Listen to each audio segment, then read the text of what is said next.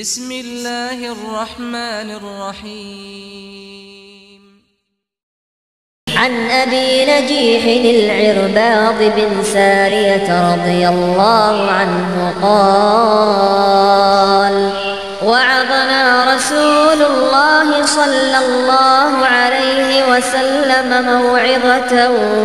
وجلت منها القلوب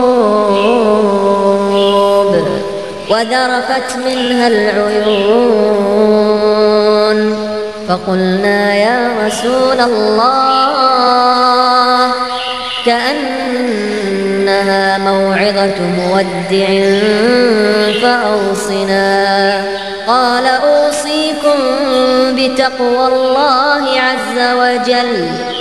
والسمع والطاعة، وإن تأمر عليكم عبد فإنه من يعش منكم فسيرى اختلافا